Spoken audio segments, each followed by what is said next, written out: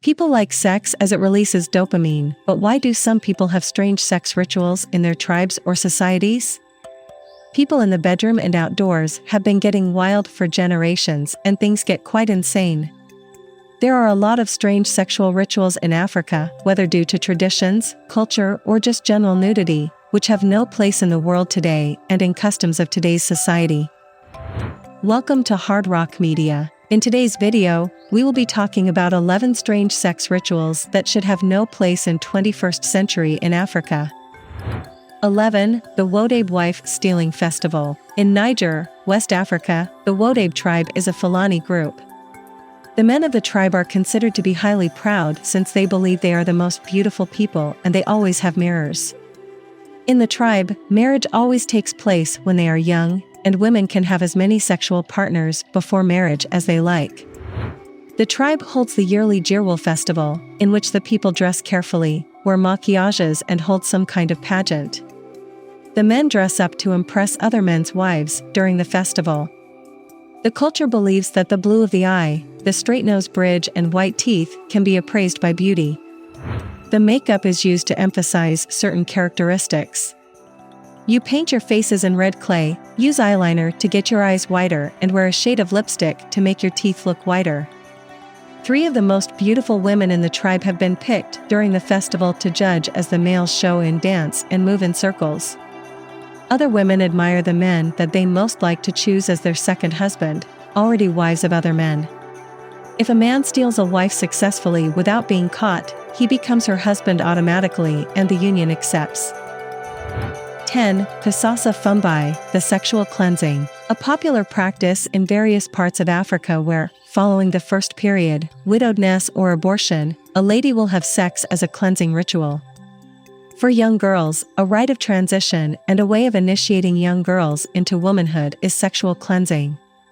It is common in Zambia, Malawi, Uganda, Tanzania, Mozambique, Angola, Côte d'Ivoire, and the Congo region. Girls as young as 10 are transported to a private place in some villages in the south of Malawi where they are initiated. Girls will be trained on respecting the elderly, cooking, decent ways, decency, cleanliness, proper sexual conduct and fertility during the initiation camp. The females have sex with a professional sex worker, called a hyena, to complete the initiation procedure. Hyena is a traditional position held by a guy who introduces young ladies through intercourse into adulthood. Widows are cleansed also by the hyena. New widows are unclean and sexualized with a sex worker or relative of the deceased. The non-cleansed widows shall be scorned and discriminated against. In 2015, widow purification in Kenya was prohibited. 9. Virginity testing. Virginity testing is a common ritual among Zulu ethnic groups in South Africa who live predominantly in the province of KwaZulu. Girls who participate in the ceremony must have their virginity tested in a quiet room using bare hands and by a licensed virginity tester. The tested girl must lie with her legs wide on her back.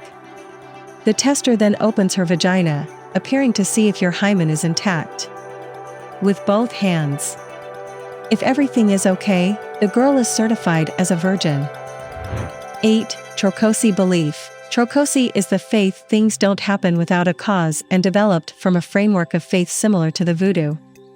Trokosi is a system where a small girl is forced to slave to a fetish, usually below 7 years of age for offenses purportedly done by a girl's family member, such as the robbery of or sexual abuse.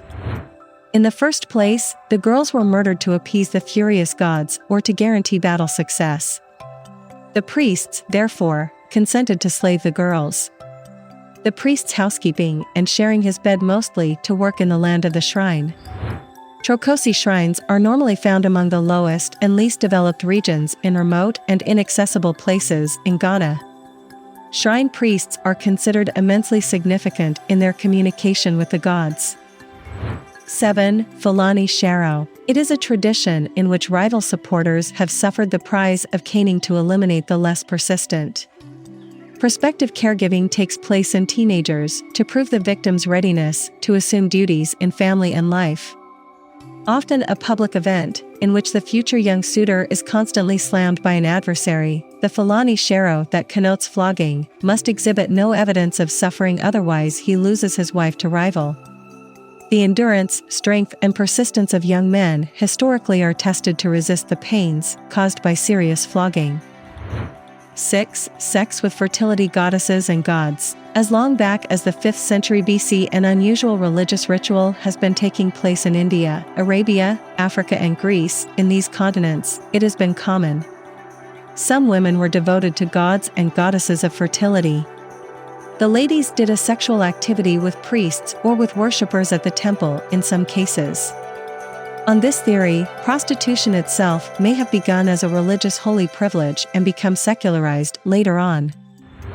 5. Taboo against daylight intercourse. On number 5, we have some strange intercourse rituals in Africa. In a polygamous community in South Africa, exists a taboo against daylight intercourse, otherwise, people will behave like dogs. Also, after a bad dream, when a python, crocodile, or hyena was slain, it avoids intercourse during a storm. So, they avoid having sex in these conditions with the fear of something bad could happen to them. It is thought that this rule came about to prevent them from having sex too frequently. 4. Cleanse ceremony of a widow. Next is the cleansing ceremony of a widow.